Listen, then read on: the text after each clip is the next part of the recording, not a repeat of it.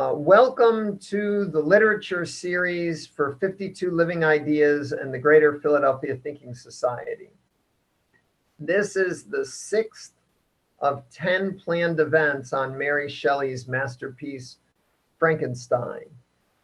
The agenda will be, I'll at the beginning give a brief synopsis focused on the art of interpretation. Then I will invite from participants, particularly those who have read the novel and can comment on it, for interpretations, reflections, and commentaries. Our focus today is chapters 6 through 12 of the 1831 edition. My synopsis will review what those parts of the novel are. After the synopsis and participant interpretations, reflections, and commentaries, we will go into, well, we might go into a 30-minute breakout. If there are enough participants, more than 10, let's say, we probably should go into breakouts. If it stays at 9, maybe we'll just do one big group. Then after we come back from great breakouts, there will be a group Q&A. So that's the agenda now for my synopsis. Chapter 6 begins with Victor's father's letter reporting the murder of Victor's youngest brother, William, whose age I was unable to determine.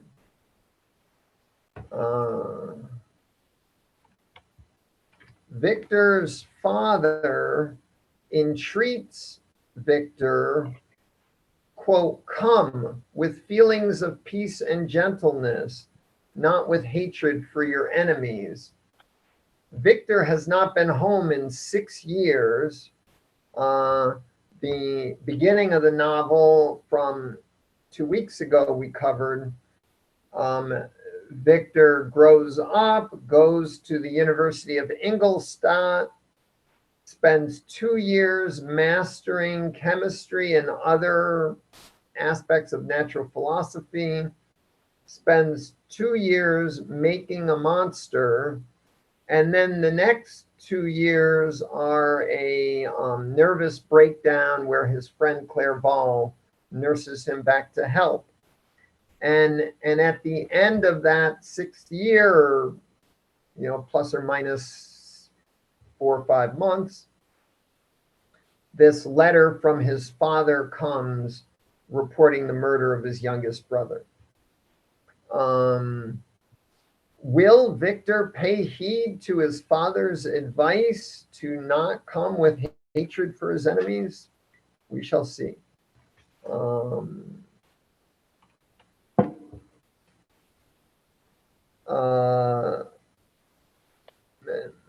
Allison, maybe I'll let you handle the waiting room. It's interrupting my flow here.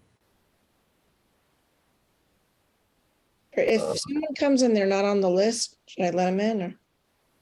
It's a choice. I have not been double checking the list carefully. If you can, that would better protect us. But we haven't had a Zoom bomber in this series, so we might be lucky. Who knows? Yeah. Okay, where was I? Okay, so will Victor pay heed to his father's advice of not coming home for the first time in 6 years with hatred for his enemies as a result of the murder of his brother, but with the feelings of peace and gentleness that his father requests? The novel, at this point in my interpretation, enters the mode of a murder mystery. It is a forerunner of the soon-to-emerge genre of detective fiction, perhaps. On his way home, near the site of the murder. So remember, this is 17 blank blanks, late 1700s.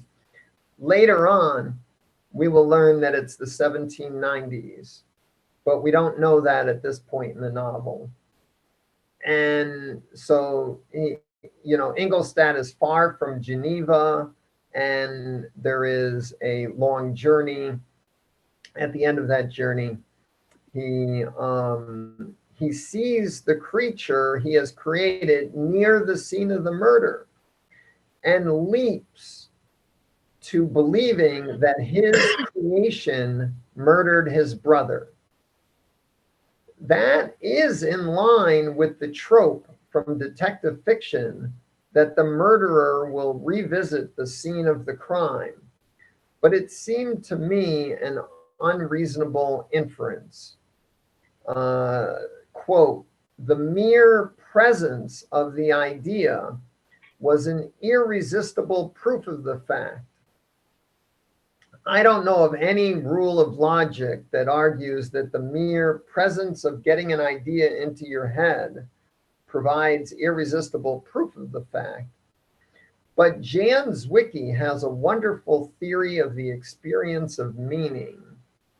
And she emphasizes that this gestalt crystallization, when you realize something, is often proven to be untrue. We won't know the result of this murder mystery until the next session on October 30th, when we get to the next section of the book. Justine, a very close friend of the family, is accused of the murder. Victor considers telling his secret of monster making and his accusation against his creation, both before and after he learns that Justine has been accused of the murder. Victor rejects telling anyone the story because he recognizes that no one will credit his story. Light is natural. Light is healthy. Light is good.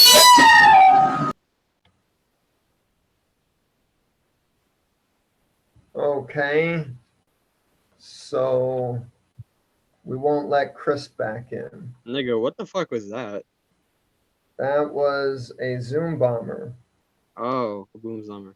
7 years, 30 Sorry guys. about that. Let's go! Woo!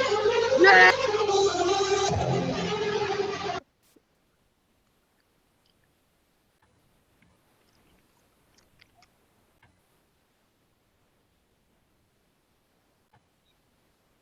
Okay, I removed JJ as well. I'm just not letting anyone in unless I know them. Yeah. Yeah. Right. That's fine. I probably would have done the same thing or worse. Right. One of them was on the list. I mean, JJ was definitely had signed up previously, but I just. Okay, so Justine is falsely accused. The theme I'm hearing here is believability, which comes, the theme of believability, what is a believable story, comes in again when Elizabeth, after Justine is executed for the murder, for those who haven't read it, and after that execution, Elizabeth, Victor's fiance and companion from her early, she joined the family when he was 5 or 6, I think. Elizabeth says, when falsehood can look so like truth, this idea of believability, falsehood, truth, testimony, interpretation. These are the issues I'm trying to highlight. Elizabeth refers to the falsehood of Justine's trial proving her guilt, but also to Justine's false confession. A reader's interpretation, when we interpret things, it's about what we consider and how we consider those facts of our reading. So the reader might interpret Victor's imagined confession of monster making and his accusation of the creature as murderer. And we might also think about Justine's false confession and the way the novel juxtaposes all these testimonies and truth tellings and so on. There seem to be many possible interpretations of this novel as to role and believability of testimony and confession. Is this a novel about the facility we have making such interpretations and our difficulty in assessing the truth of our interpretations? Another interpretation or subtext in the novel is its indictment of our criminal justice system, where, as Victor put it, as he reported to Elizabeth the verdict in the trial of Justine, quote, "All judges had rather that 10 innocent should suffer than that one guilty should escape." This critique of criminal justice is deep and nuanced. Mary Shelley poignantly captures the problem of false confessions when Justine explains, "Ever since I was condemned, my confessor has besieged me. He threatened and menaced until I began to think that I was the monster that he said I was. In an evil hour, I subscribed to a lie." Shelley's language is so evocative. In the middle of explaining this issue of possible considerations for confession, she introduces the word monster. It evoked for me an avalanche of possible considerations, such as what is monstrosity? What layers of the meanings of false and withheld testimonies become monstrous? Can testimony withheld be monstrous? Is it testimony falsely given, coerced? In what ways is the creature monstrous? Is Victor monstrous? Is the judges, is Justine monstrous for submitting to the besieging of her confessor? The novel never really settles on any one fixed interpretation, but it continually gives us a multitude of things to consider, where we, the interpreter, need to figure out how to put these considerations together to tell a story of how we're thinking of the novel. The trial and execution of Justine gives us an interpretive workout in critiquing criminal justice, confessions, the weighing of circumstantial evidence, and it includes a strong indictment of the death penalty. Elizabeth poignantly says, "I could not consent to the death of any human being," in the context of considering the execution of Justine. As we go on, we run into one of the big differences between the 1818 edition of the novel and the 1831 edition. This is the trip to the Valley of Chamonix. Victor is very depressed after the execution. He feels that he murdered his brother and Justine through creating the creature who he accuses of the murder. And in the 1818 version, the whole family decides that to get the family's mind off the murder and all, and Justine, they're going to take a trip to the Valley of Chamonix. And we will soon find that this is the place where Victor and his creature have a dramatic confrontation, from which we will learn the creature's story. But in the chapter preceding that, we have this story of traveling to the Valley of Chamonix. And what really struck me in this reading of the novel, and recognizing that in the 1831 version, Victor's desire for solitude, which he mentions it several times in both editions, is more uncomplicated in the 1831 edition because his family isn't there. Victor goes alone to the Valley of Chamonix. And that, to me, really poignantly connected the juxtaposition of Victor's depression. I'm calling it depression. The text gives all the words for depression: deep, dark, but I make the interpretation it's a depression. And the drama of the majestic scenes of this glorious presence chamber, where majestic nature, it's the writing, the scenery, it's very majestic.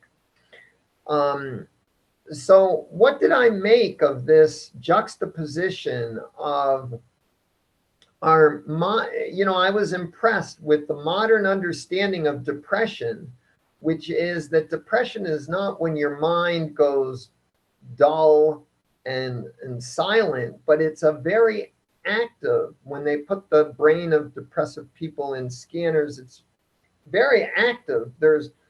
And all this dramatic scenery seemed to me sort of a vindication of this modern interpretation of depression, as when your mind is just so thinking about everything, brooding about everything so energetically.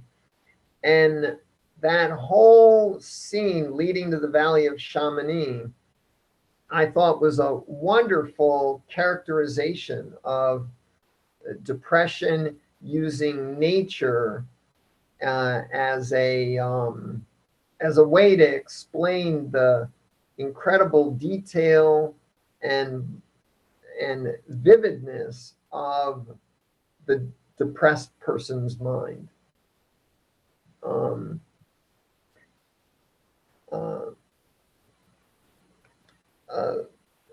When juxtaposed with the role of testimony surrounding the trial of Justine, we get a case study in the nature and progress of mental illness. Alternatively, we can focus our interpretive art on the drama of Mont Blanc, the glacier Montagne Verte, which goes by the modern name Mer de Glace, I'm going to mispronounce this French word, aiguilles, or needle-shaped peaks. This drama of nature then shifts to the drama of the creature confronting his creator, Victor. The insertion of the excerpt from Mary Shelley's husband's poem, Mutability, gives additional dramatic and interpretive edge to think about our role as creators compared to the maternal and majesty of nature, and the role of depression, confessions, testimony, criminal justice. All these issues seem to me capable of sustaining many, many interpretations. Which set of these considerations should we highlight, and how should we piece them together in this complex, multi-dimensional novel. When the first time I read this novel, and the monster starts speaking, I exclaimed, "The monster speaks!" It's this wonderful dramatic scene. In the creature's speech, we learn about how it spent his first 2 years of life. Doug has previously mentioned that that the creature is superhuman in its speed of learning and many other things, its physical capabilities.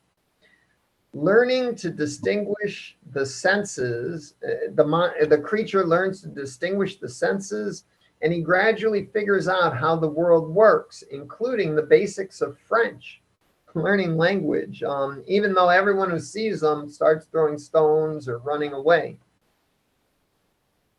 It is wonderful when the creature learns that fire can give both warmth and pain. The creature reports, "How strange that the same cause should produce such opposite effects." This idea that causation may be complicated, further complicating our interpretive art. This is the beginning of what we're going to finish on October 30th of the creature's education by surveillance. He gets into a hovel and he watches this family of Felix, his sister Agatha, and their father, and he learns through surveillance. Is all our education a variation in the art of spying? We learn the creature's profound humanity, his strong desire for companionship, something his creator has denied him from the moment his life began. Victor reports, "For the first time, I felt what the duties of a creator towards his creature were." But the novel does not specify what these are. What are the duties of a creator towards his creature? Which parts of the story would you connect with this issue? I also found intriguing connecting the education of the creature in contrast to the education of Robert Walton.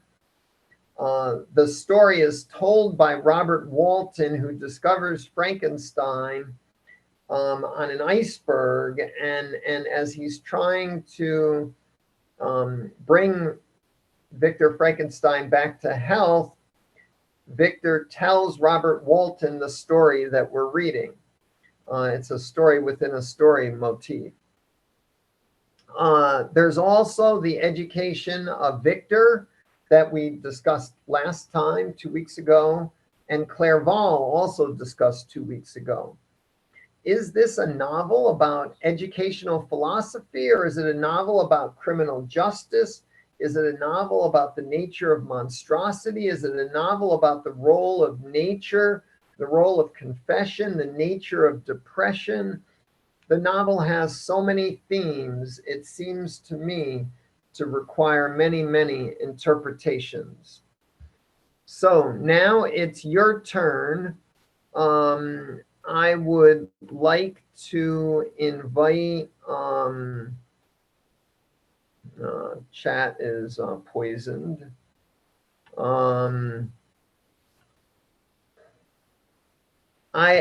If someone put an exclam in chat to join the speaking list, please put it in again, because I'm not going to go through that mess up above.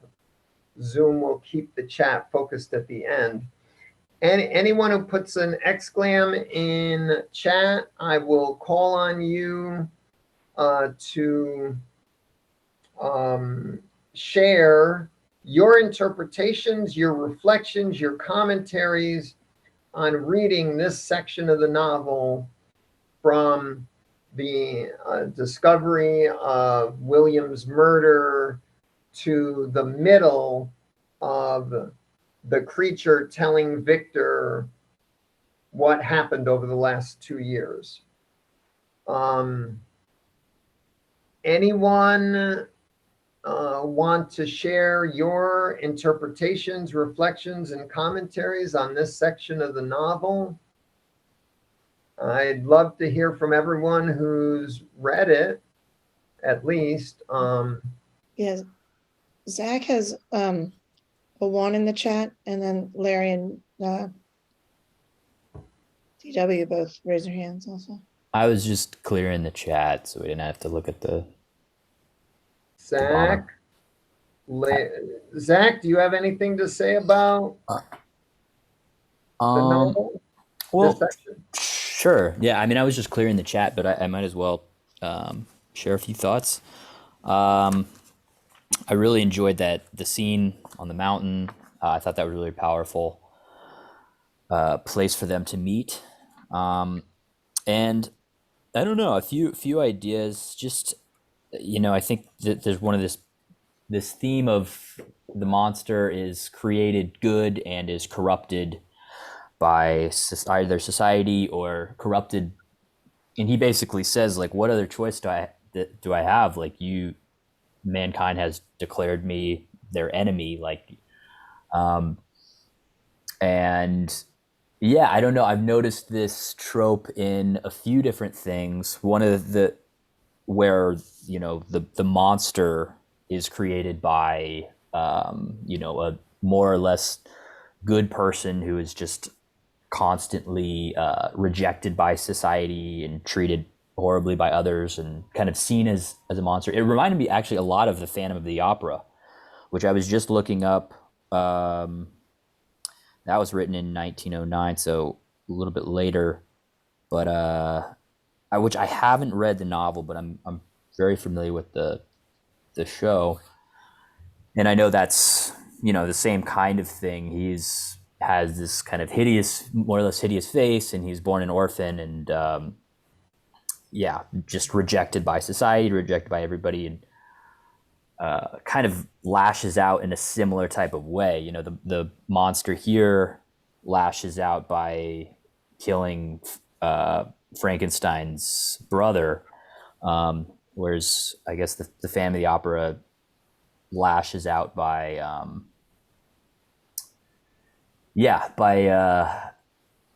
well, I guess maybe lashes out in a different way. He kind of lashes out by kind of idealizing this woman and kind of making her his his goddess, and then kind of attacking everybody else who is not going to comply with him. But yeah, and then the more recent example, it reminded me of, I don't know if anybody's seen the Joker with Joaquin Phoenix, really big movie that came out a couple of years ago, where they kind of did a like the making of the Joker and Batman, and kind of did kind of they showed like his life leading up to it, and he was just this pretty innocent, naive, like wet behind the ears guy who just had like a really hard life. His mother had all kinds of mental problems and was just bullied, and so they kind of show that the character arc, and you can kind of see him as this very kind of timid, nice person at the beginning, and then by the end of it, he's kind of like the Joker from Batman, and like causing all of this destruction and harm. So that was kind of what came to mind for me reading this, because you're kind of getting a bit of the origin story of the monster, and so those two parallels came to mind.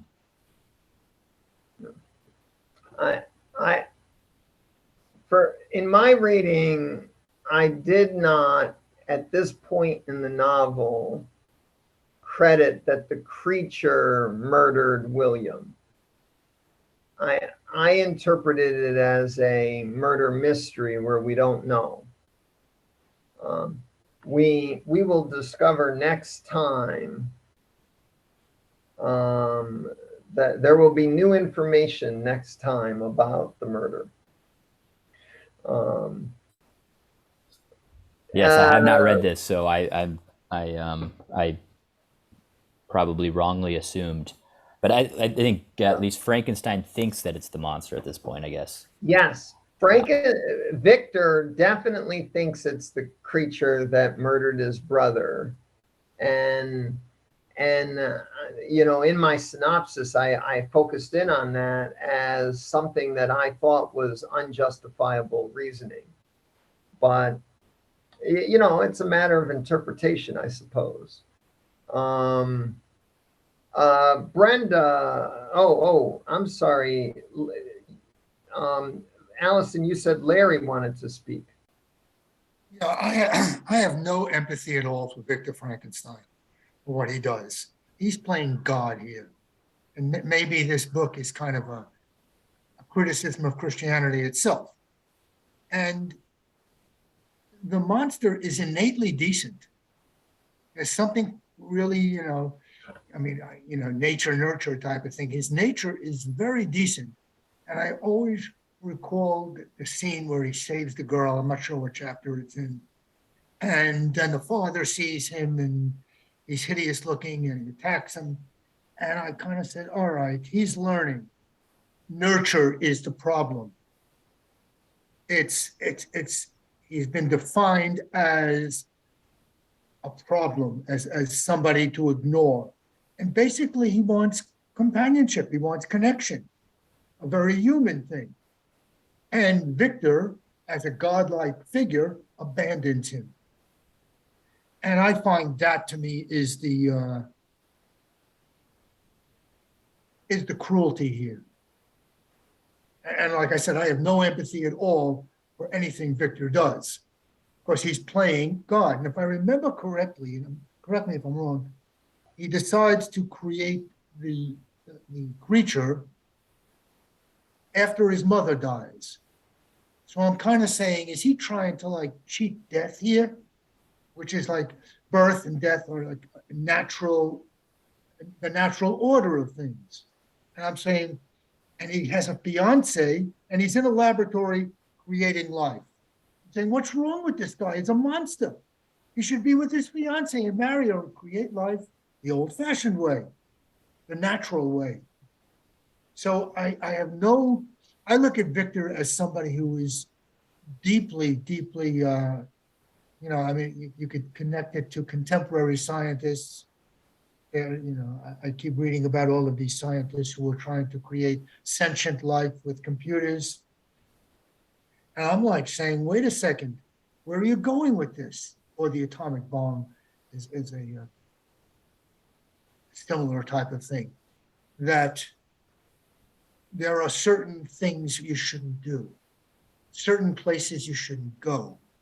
And I think Victor goes to a place he has no business going to. You don't create life in a laboratory. You create life naturally, so to speak, with woman, not alone in a laboratory like that. So in many ways, it's you know, the idea of nature nurture. I think she is basically saying our nature is decent, but our nurturing creates monsters. That's what I have to say. I like that. Thank you. Brenda, you're going to be next. I just want to first remind anyone who wants to share your interpretations, your reflections, your commentary on this section of the novel, please put an exclamation point in chat so that I can add you to the queue. I'd like to hear from everyone who has read this, at least, you know, some thought you had about it, however incoherent. Go ahead, Brenda. So I put my exclamation up before the last two speakers. So basically what I wanted to say has already been touched upon. In our Faust group, somebody recommended this book called Forbidden Knowledge. And there's a chapter that includes Frankenstein in there and its relationship to Faust. But that particular author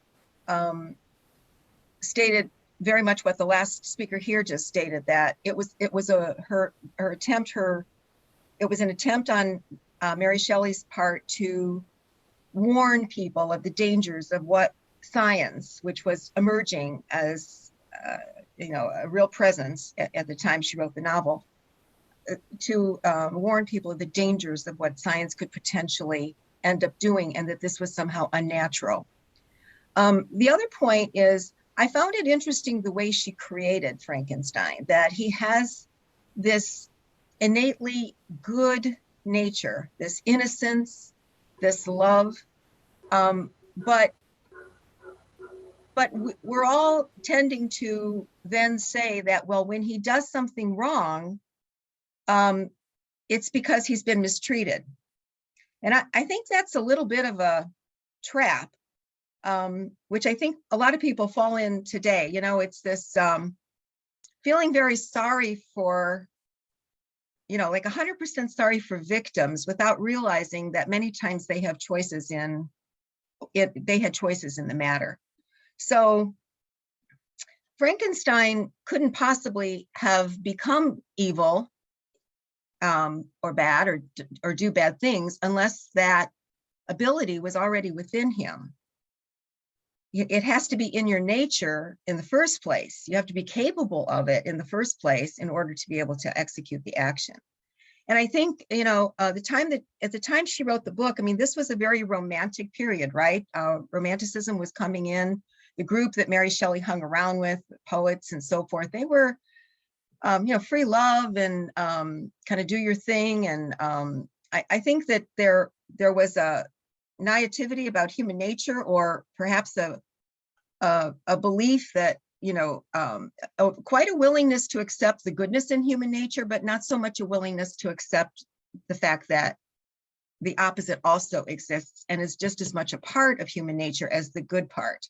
And that other part that isn't so good comes strictly from the fact that we are animals and we have an animal instincts and an animal nature. So I thought the way she presented Frankenstein, of course, it's entirely her own invention. It's not based on anything that has ever existed, but it really shows a frame of mind of believing in this all goodness of humanity and not so willing. And when they do something wrong, it's because they're a victim, without being willing to acknowledge that evil, or whatever you want to call it, also is within human nature itself. Great, thank you, Brenda. Allison, your thoughts? Yeah, I was noticing some parallels between Faust and Frankenstein, because I feel like in both of them, you've got these two men that are, one's a monster, but they're both very lonely and they want a woman in their life. So in this one, the creature wants Frankenstein to make him one. And then in Faust, he gets the devil to basically be his wingman, essentially, like, he casts these spells so that he'll be able to find himself a girlfriend. I mean, it's kind of interesting, like how these two themes that, in both books that we're reading at the same time. The other thing that I have to confess with this is that when we went through it the first time, I ordered it on Amazon. It said it was the 1818 edition. And as we were reading through it, I kept feeling like some things weren't quite making sense with what you were saying. And I kept double checking. I'm like, yeah, it says 1818. Okay. So then when I ordered the 1831, I look at it's the same exact book. So I don't know quite what I missed in the first one. So, but I keep going through chapter by chapter. I'm like, this is the same thing. Only one says 1831 and the other one. So I don't know. I guess I'm only getting the 1831 edition. So I don't know. I'm confused. I'll be less confused now that I have the right book. Yeah. So I also had an experience where my copy says it's the 1818, but the chapters don't agree with what should be in the 1818. It's clearly the 1824 edition. Yeah. But they call it the 1818. So I don't know why publishers can't figure out the difference between the three editions. Yeah, it Um, seems like it's not that hard. I mean, it's two different books here, but they're the same book. I don't know. Well, frees up more reading time for Faust, I guess. I don't know. So there are a lot of differences in the first half of the novel. The main one I talked about last time was in the 1818 edition. Elizabeth is Victor's first cousin, the daughter of his father's sister. In this edition, there's this very Victorian, elitist, concocted story about how Elizabeth was a descendant of some noble Italian who's staying with a poor family, but clearly doesn't look like any ordinary poor person because she stands out. And so her mother says, oh, poor person, you're suffering so much. Why don't I just take your daughter off your hands that you were keeping for some rich noble who might actually come back and take her back, but hasn't so far, and may have been, it's this typical Victorian story, like Oliver Twist. We find out that Oliver came from nobility. That's why he wasn't corrupted by Fagin and all the others, because he was born with good breeding. Oh my, the racism. And that comes into the 1831 edition. And that's one of the aspects where the 1818 edition, well, first cousins in modern terms, that's not a steamed fiancé relationship. But England was different 200 years ago. And at least it didn't have the racism of good breeding rescued from a sea of poverty in Italy. There are several other things that are different. In the 1818 version, there's a wonderful reference to the Stoics in the part we read. Oh, darn, now I'm not remembering. I can find it a little later. And I mentioned the other big difference is this Valley of Chamonix. I think actually the Valley of Chamonix is better in the 1831. The presence of the family at the Valley of Chamonix from the 1818 edition, they're barely mentioned. It's just, I told my family I would go off and climb the mountain. It's like there's no reason for them to be there. And it detracts from the solitude of Victor and his depression against majestic maternal nature. I have not bothered to do a careful analysis of everything. Several scholars say they prefer the 1818 edition for teaching because in some sense it's, truer to the original intent.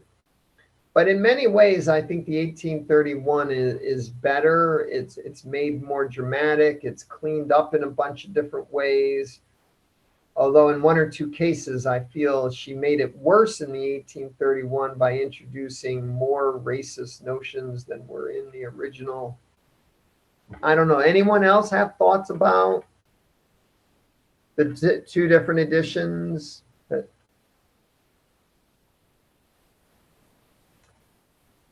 Anyone else want to comment on the novel?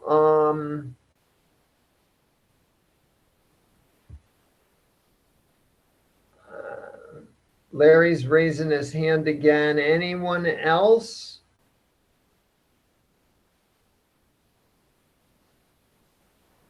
Okay, Larry, what would you add? Monster is reading Paradise Lost. And there's a That- part that. We haven't gotten to that part yet. I'm jumping ahead. Is that what the Yeah, problem that's is? jumping ahead. All right, forget it then. No, I Okay. think the novel is a direct criticism of Christianity as it was practiced. I mean, the monster basically feels, hey, I have a better relationship with Satan than with God, because he's isolated and alone. And the beauty of him is he wants connection, like all human beings. He wants a relationship. He wants to be connected to the world around him. He wants friends. And that's a very human thing to want. And he is rejected. And I go back to that scene where he saves the girl and the father takes out a gun. And there's a tragedy to it, that his experiences of the world is where he vows eternal vengeance on the human race, because the human race is rejecting him. And I kind of think this is a condemnation of the human race, that he is judged because of his appearance. He's judged. And there's like an Adam-like quality to him. He goes out into the world and the world rejects him. And he wants nothing more than to be friendly, to be kind, to be connected to other human beings, which is a very human quality. And once again, I go back to his creator, which is Victor Frankenstein playing God, saying, wait a second, you don't create life in a laboratory. That's a sin. And abandoning him, to me, was the ultimate sin, letting him out on his own instead of protecting him, instead of nurturing him, teaching him, guiding him, which is what a creator does, which is what a parent does. So like I said, I have no empathy for Victor Frankenstein at all. To me, he is the monster of the story. Okay, Doug, do you want to talk about John Locke or forbidden knowledge or anything?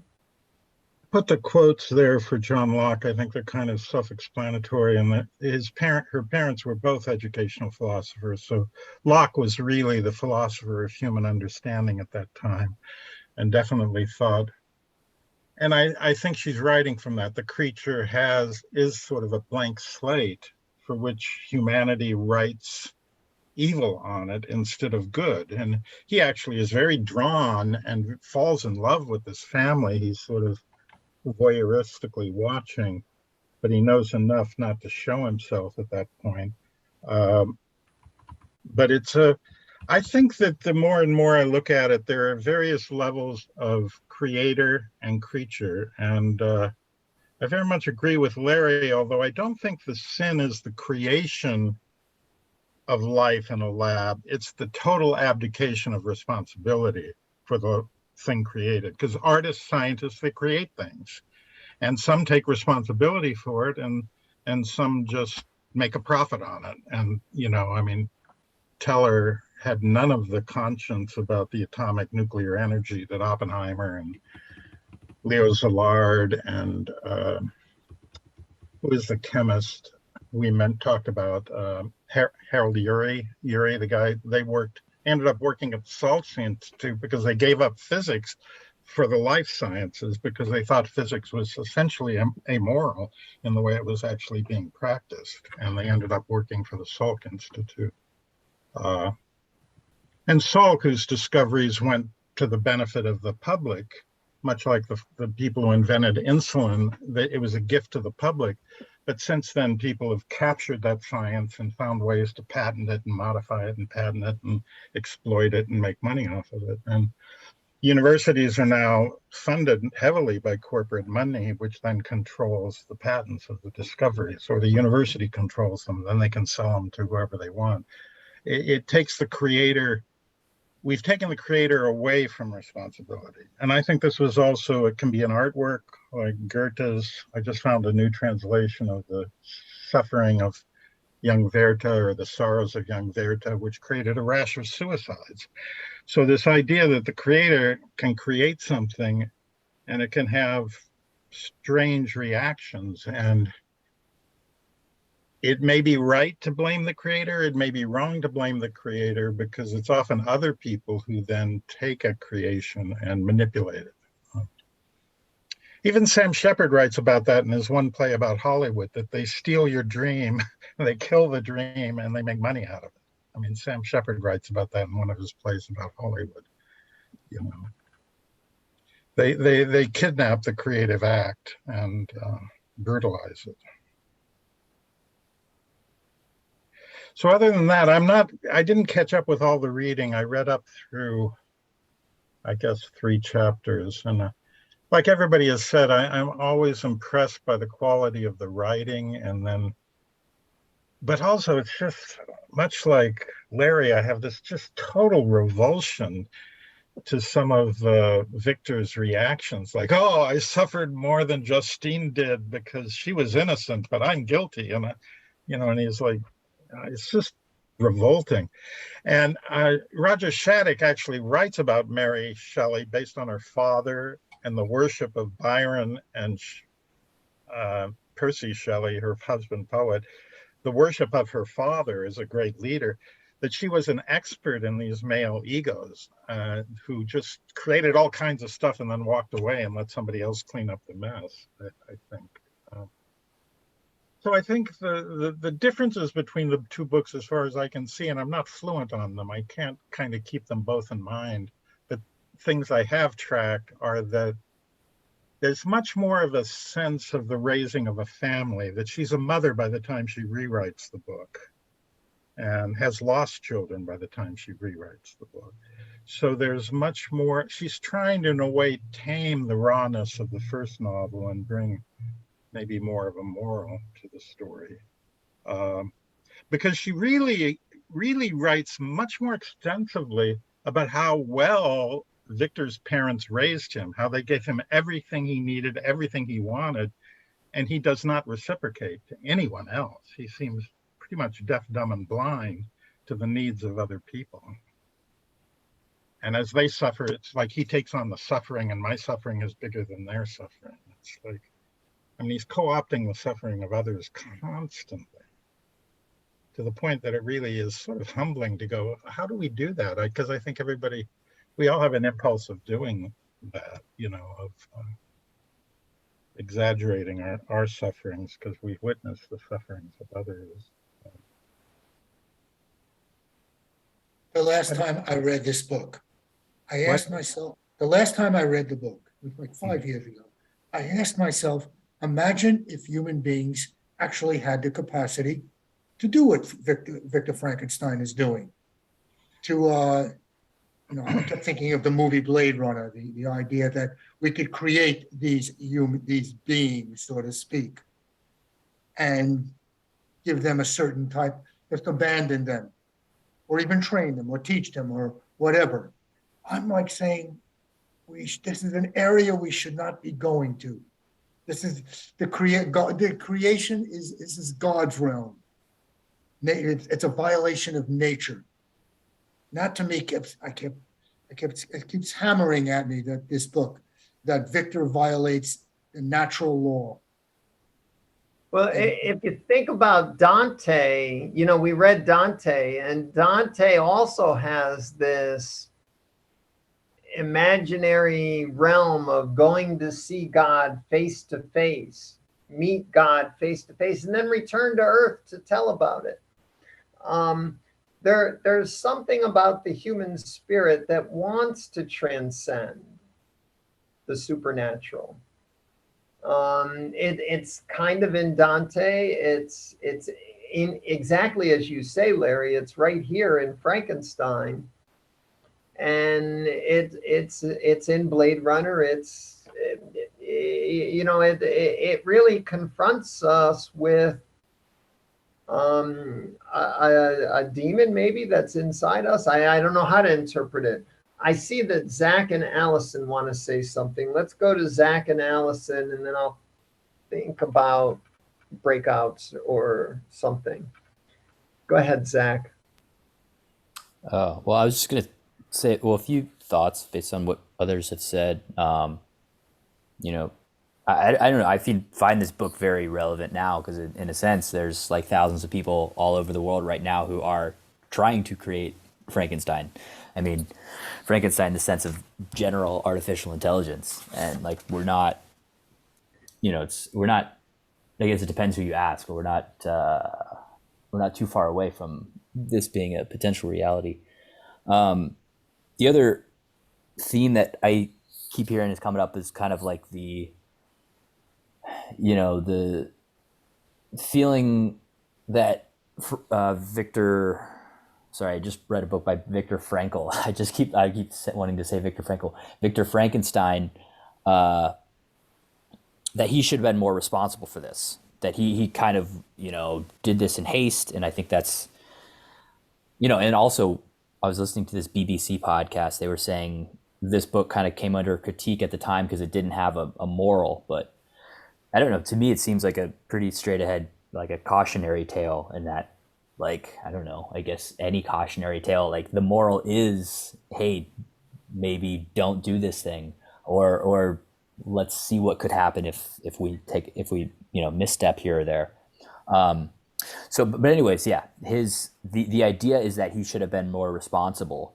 But I thought what was interesting about Frankenstein about the monster is, as soon as he's created, he escapes. And I guess we could say, well, Frankenstein, he should have locked the doors. He should have made sure this monster didn't get out into the world. But I find that to be, that's the theme of, like, once the genie's out of the bottle, it's like there's no telling what it's going to do. And I think that's the idea with, like, any new technology that we create is, like, once we create it, we can try to regulate it. We can try to control who has power to use it or not use it. But ultimately, like Doug was saying with a vaccine that has is created in one way for good, like these things can be co-opted and used in all these different ways. So I don't know. I like thinking about the monster as, like, as soon as it's created, it's gone. It's no longer in just his laboratory anymore. It's in the world, and it's having all of these, like, causes and effects on,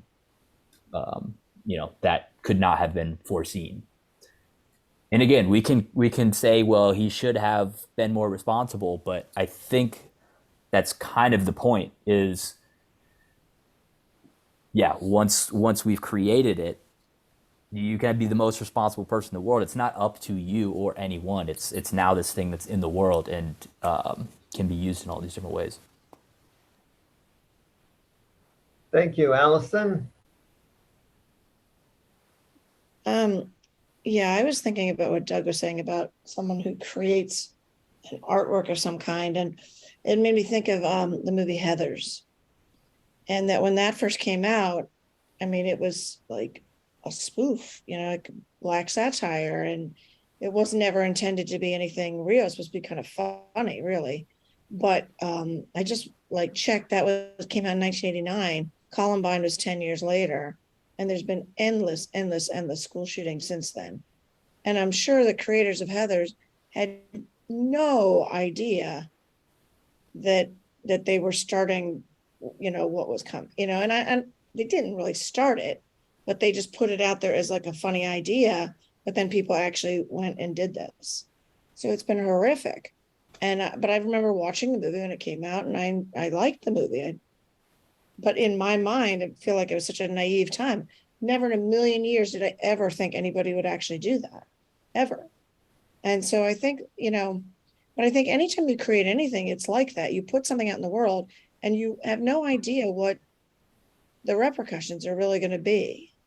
Like, you try to be responsible, but it's like creating a child. You try your best to raise them the best way possible, but if they turn into a monster, sometimes it happens. I mean, sometimes they're, children are exactly like their parents, and sometimes they're not. They're like wacky cousin Fred over here, and like they get a gene from this one and that one, and then they become like, So anytime you create anything, whether it's a person, a movie, a book, a scientific idea, you never quite know what's going to come from that. You don't really know. But the other point that I wanted to make was what Larry was saying about, creating life in the natural way. I mean, we have IVF now, and I remember when that first came about, and it's just like, oh, test tube babies, that's horrible. What are they doing? But now we've gotten so used to it that we don't think it's a horrible thing. We think it's a wonderful thing for people who can't have children any other way. And isn't that wonderful what these fertility doctors can do? So, what's interesting is if Frankenstein had created this creature and the creature had turned out to be, the kindest, most wonderful person who saved the world, and we'd say, oh, isn't that great that he created this creature? But instead he turned into somebody who goes on this murdering rampage, and you're like, oh, shouldn't have done that. But it could have easily, what if the creature, cured cancer? Like, oh, wow. Thank you, Frankenstein.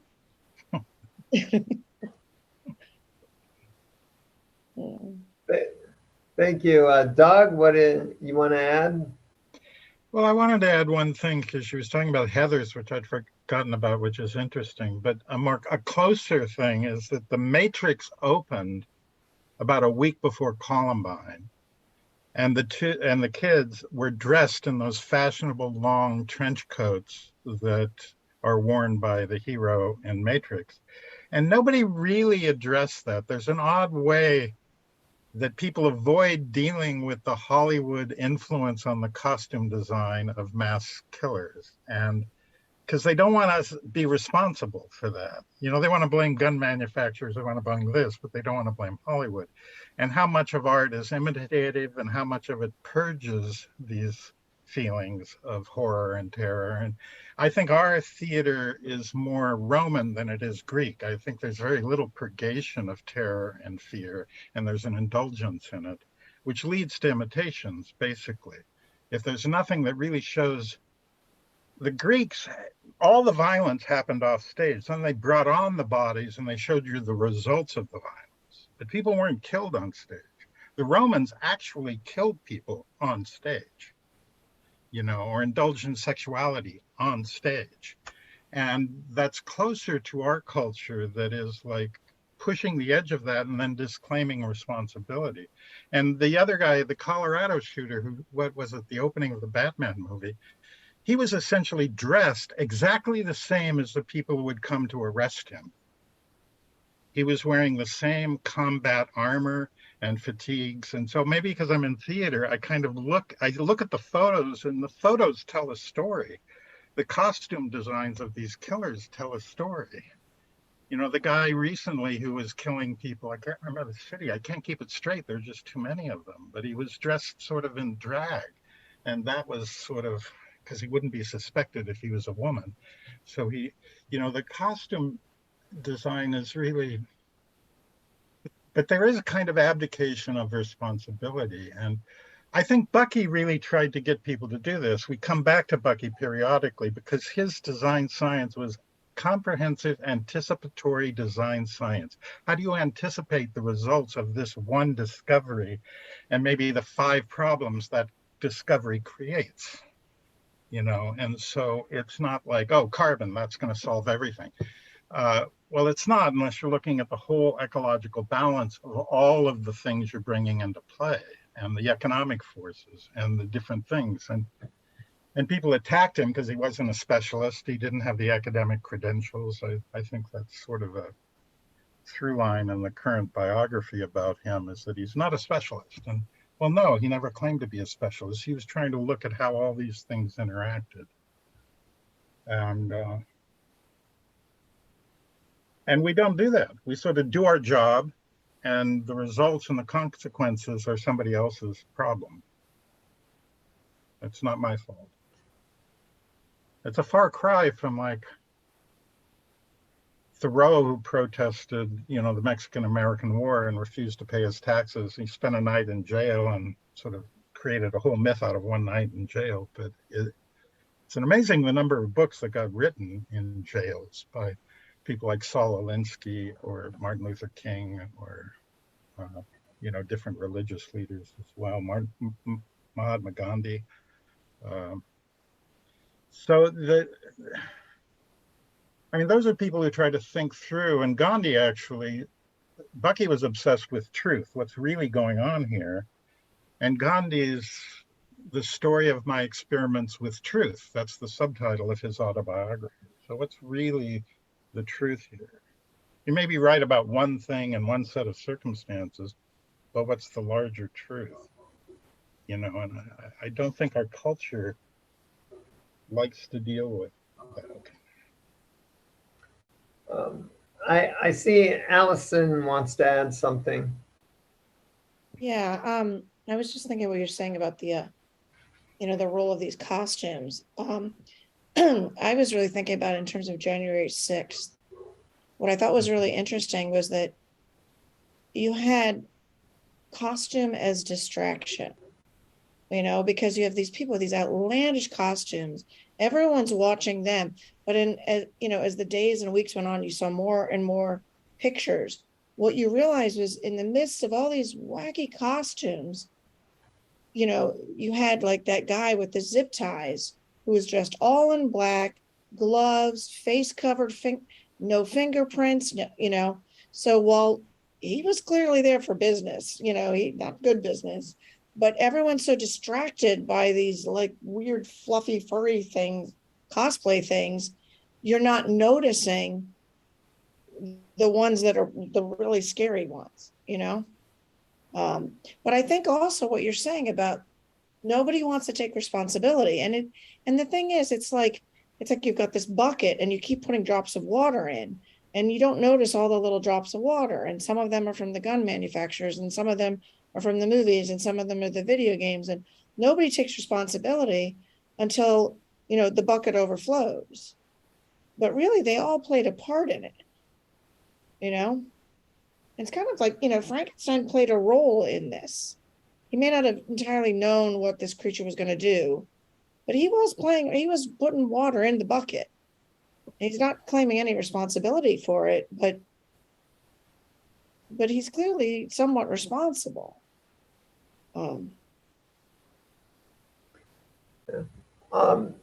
Allison, do you think we should go into two breakout rooms or just one? I think just one, because I think we're there's not that Okay. many of us here, really. Okay, let me pause the video Zoom recording. This meeting is being recorded. Okay. Anyone who has questions about the novel or our interpreting of it, in the breakout, I thought Dave asked an interesting question about social interpretations of the novel. We could put that on the table. Does anyone have any other questions we could put on the table? Or Dave, maybe you want to refine that question. Any questions? Anyone? I have one question. I have a question. If Victor didn't abandon the monster and he taught him, what would he have taught him? And my answer to that is he would teach him that, hey, people could be cruel and people could be kind, and we always have a choice to make. And I thought he would, the role of a parent, so to speak.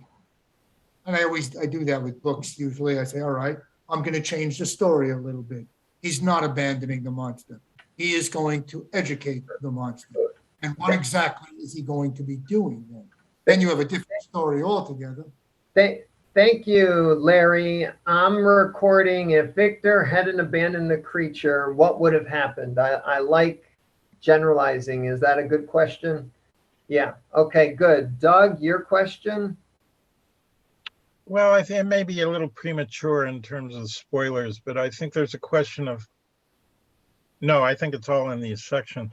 I mean, how does the creature deal with the children he runs into, I mean, who does he kill? Who does he save? Who does he envy? Who does he, Well, there aren't children in the house he's spying on, but You know, I mean, that Felix would be an and interesting thing. I mean, how this big child reacts to other children. It might be an interesting thing to track.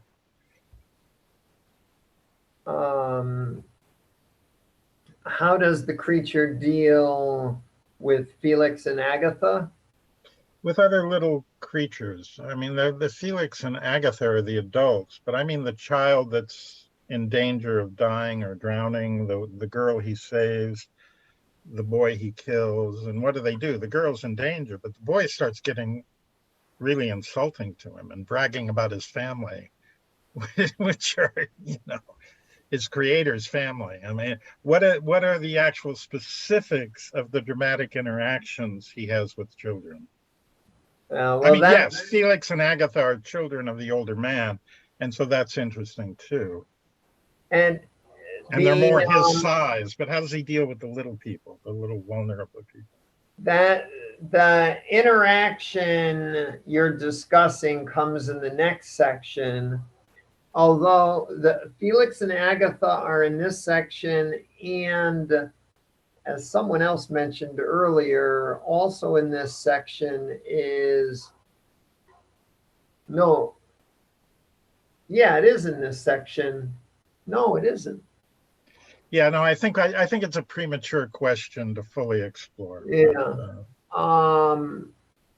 But we've sort of gone through the book once, and we're going through it again, so I'm getting a little disoriented.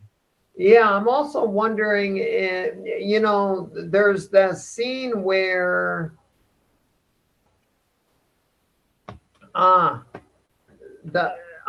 someone mentioned another scene that also comes in the next section. So I'm not going to detail it. I think Dave did. So the only thing we could really talk about in this section would be Felix and Agatha. Those are the only young people he's met at this point.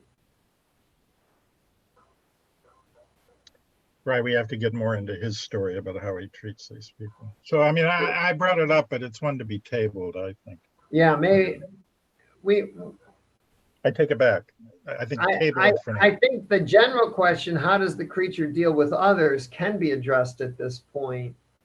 But the nuanced part, dealing with young people and vulnerable people, is anyone else with a question? Let me go through my list.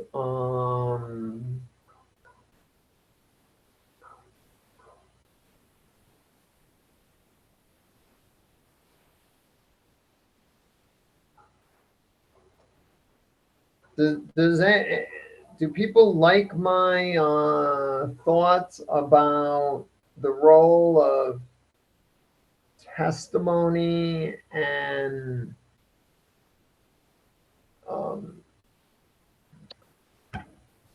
maybe I don't even have it formed well enough. Yeah, I think there's a question there somewhere, and I think it has to do with the fact that Victor's sitting on a testimony that he's afraid to share.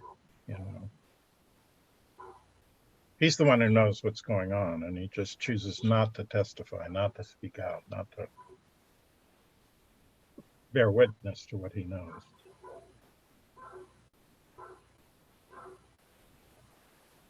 Which is an interesting failure to act, or failure to. I mean, he knows the truth and he sits on it. Okay, I'm going to make that, what do you think of Victor's failure to testify the truth? A woman is being held on capital murder charges and you don't tell your story? What is that about? Even if no one would believe you, at least you try, right? And then Justine's false testimony that she killed William, I think it goes hand in hand with that. Yeah. There's an unstated testimony, and then there's a false testimony. Compared to to Justine's false. which is to save her soul, supposedly, but it horrifies her. As soon as she Okay. Okay, last call for questions. Going once, going twice. Didn't I Jenny don't have a see- question in her statement, the last statement? Didn't Jenny have a question in there? Ginny, But I'm- can you formulate a question? No. Okay. Let's start with Dave's question. How would you interpret the novel's sense of society? You know, the role of the society in the novel. Would anyone want to explore a social interpretation of the novel?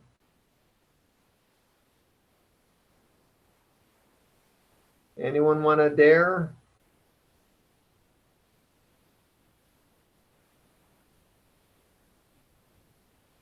Well, I think there's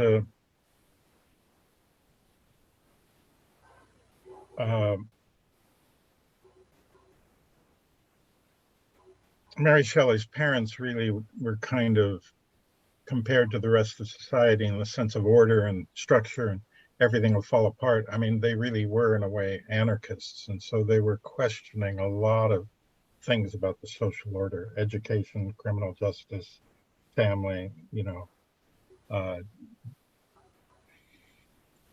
kinship groups, race, in the sense of, humans versus the creature. It's a sort of suggested that it's a new race that might have to go into the wilderness to be able to survive in a healthy way. The Amazon, I think. But that's, again, we're getting ahead of myself. Well, ahead of this reading of it. We got into it in the last reading. I mean, it seems to me it's a fairly thorough critique that must have landed more solidly at the time. Then we have to kind of see some of the codes of it. But but generally people have picked up on it, that, the creator, the creature, the person in power, whether it's God or a judge or a scientist or a doctor or a father or a failed fatherhood, or I mean, there's a lot of things going on here.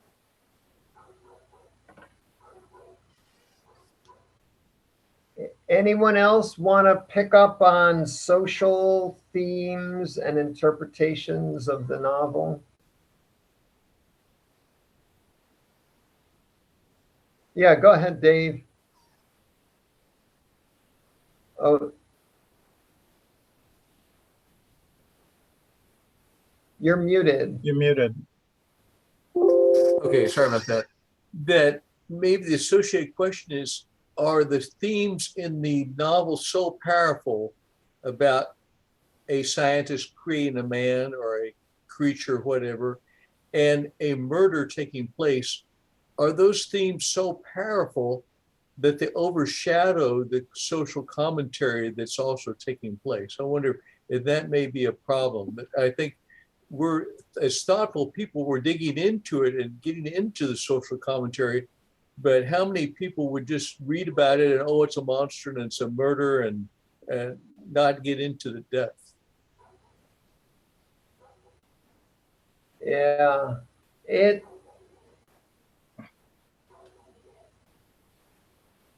maybe my difficulty is I am so steeped in the weeds, and my mindset right now is in trying to find and highlight and wallow in and enjoy so many of the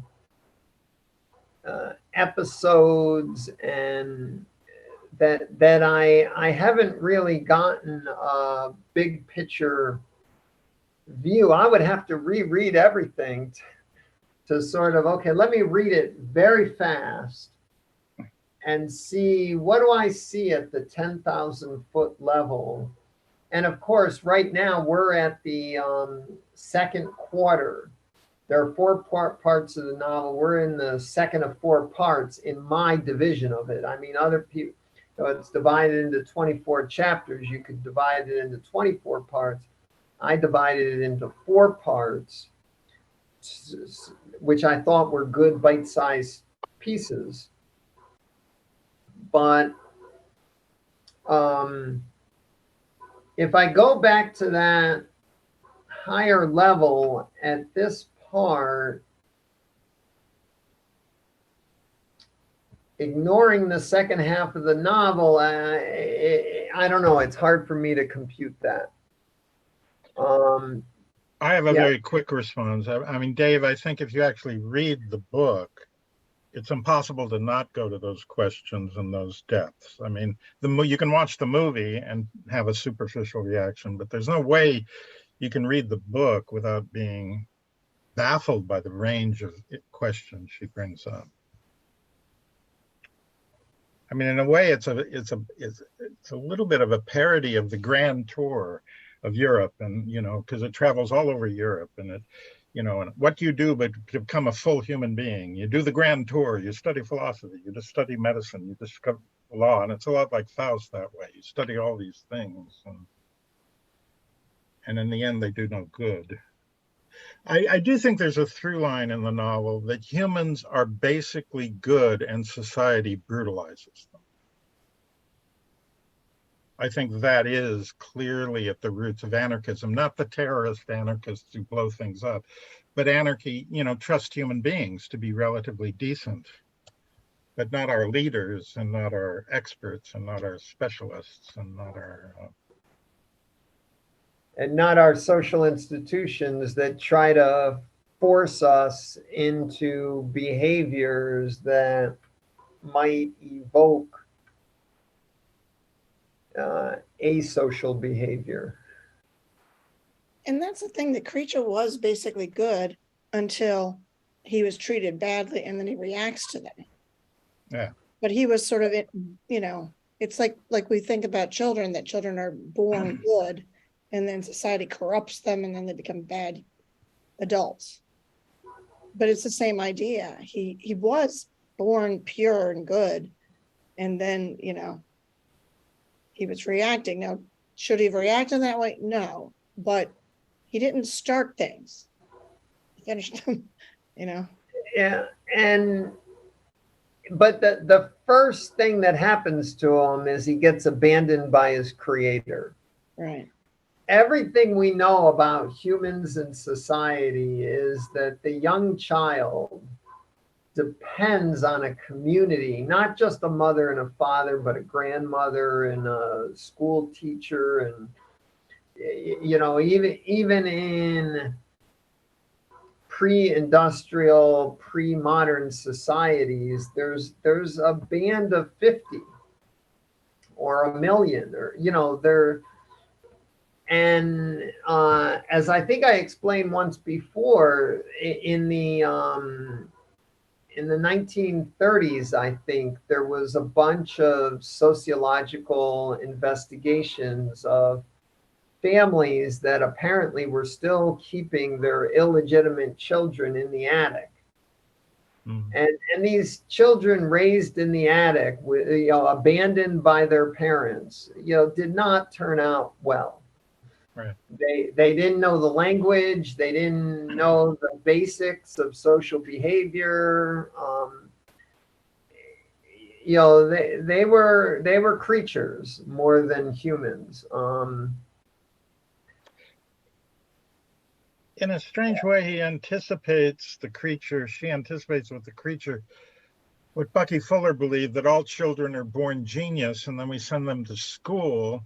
In this sense, it's the school of hard knocks, and we de-genius them. We incapacitate them to solve their own problems, because they're all set to solve our problems. Here's a problem, solve it, and there's a right answer, as opposed to, and the creature has a really incredible instinct to sort of navigate his way to healthy situations until his cover gets blown. I mean, he finds a family he can observe and imitate, and he brings wood to their doorstep. He helps them.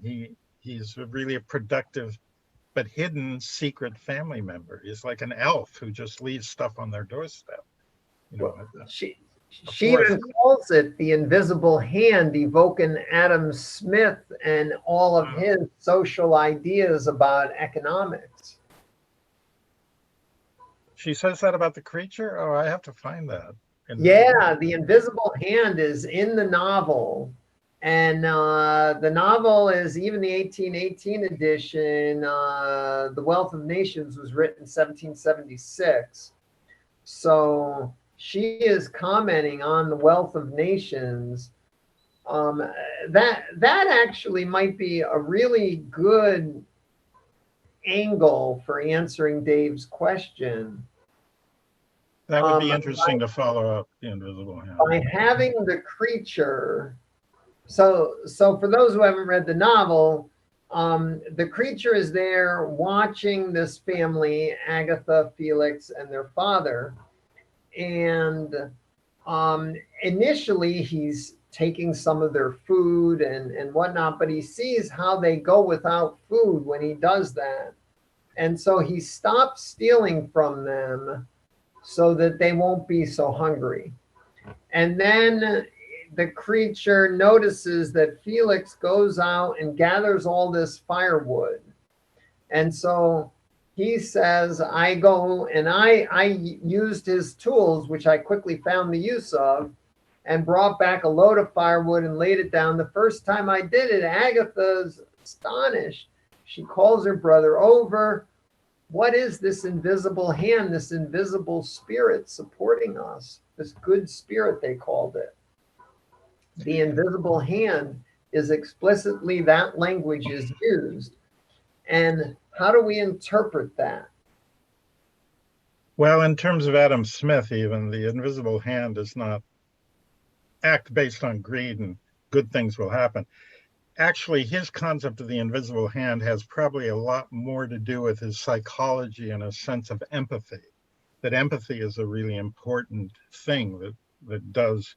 And I think there is a natural empathy the creature has for this family and their suffering, and he can identify with it. So maybe Mary Shelley is approving of Adam Smith's humanistic notion of the invisible hand, that of course people won't be, as Adam Smith warns in The Wealth of Nations, won't get so caught up in the profit motive that they will ignore their fellows, but that they will help their fellows.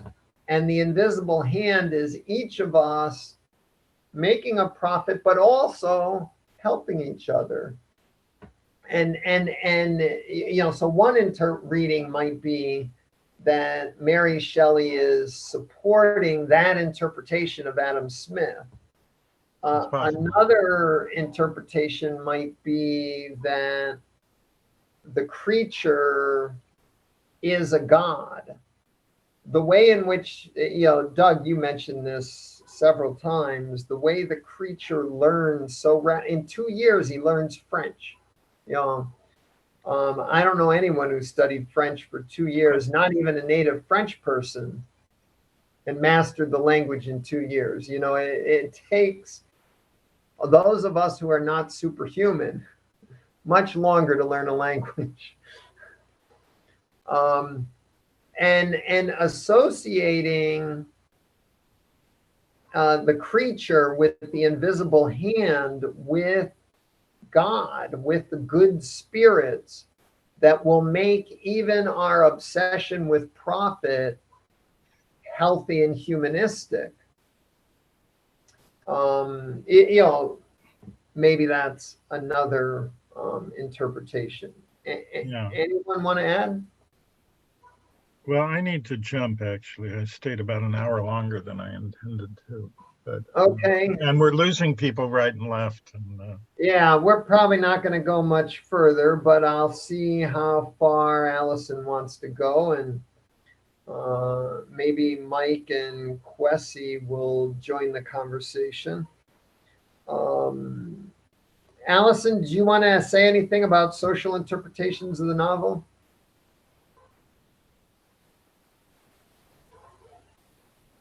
She mentioned she, oh, there she is. Yeah, sorry. I'm trying to cook dinner and do this at the same time. Sorry. I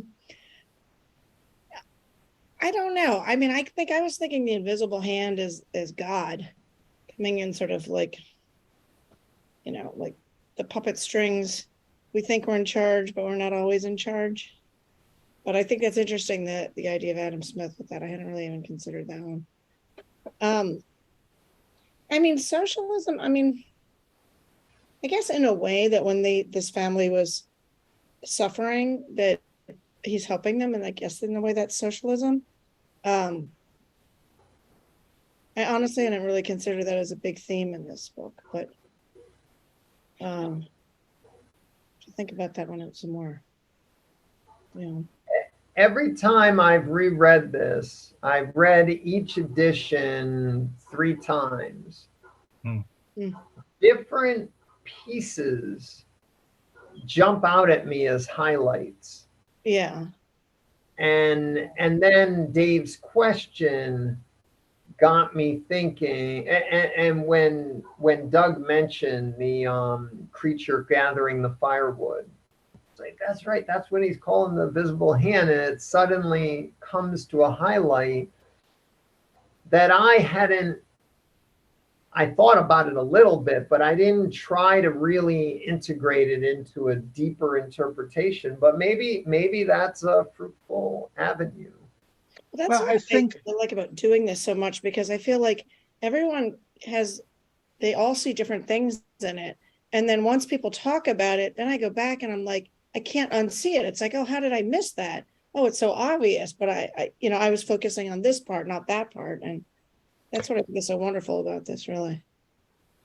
I think there's an area of folklore too, and like Grimm's fairy tales, and the creature, the way he puts stuff out for them is much like something magical that happens in a fairy tale. And there's some friendly giant who's supplying things, or an elf, or a little gnome. They don't know the size. They don't know how big he is. They don't know he lives right outside their window, which is very fairy tale-like.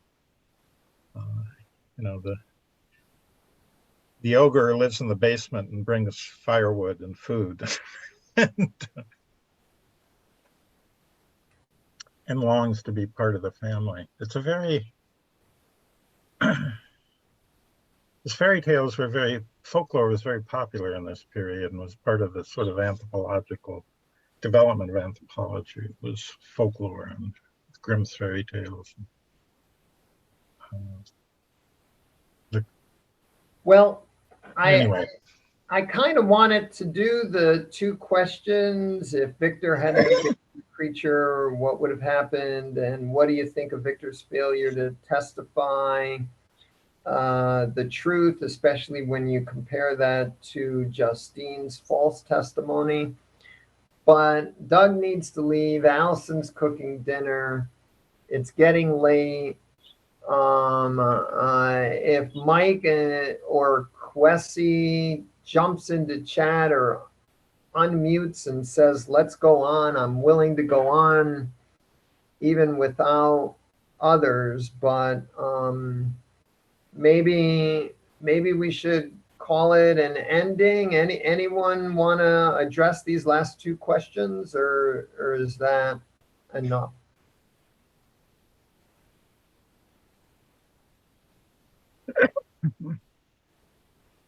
Well, testimony is an interesting thing, but it's a longer discussion. It might be worth going into that. As I see the Bucky play as testimony, and that Bucky was testifying to the 19th, 20th, 21st century, and the roots of testimony are interesting, but it's maybe a longer discussion. You've spoken on it many times, and Allison, do you want to go further into either of these questions? No, I think I need to sign off now, actually. Okay. I'm getting a little clogged up. My voice is getting a little tired. Yeah, let's thank you everyone for participating. In 2 weeks on October 30th, we continue with the third quarter of the novel. I look forward to joining you then, seeing you again then, and good night for now. Bye. Okay, Good night. bye-bye. Thank you, CJ, Thanks. Allison. Thanks, Thank you all.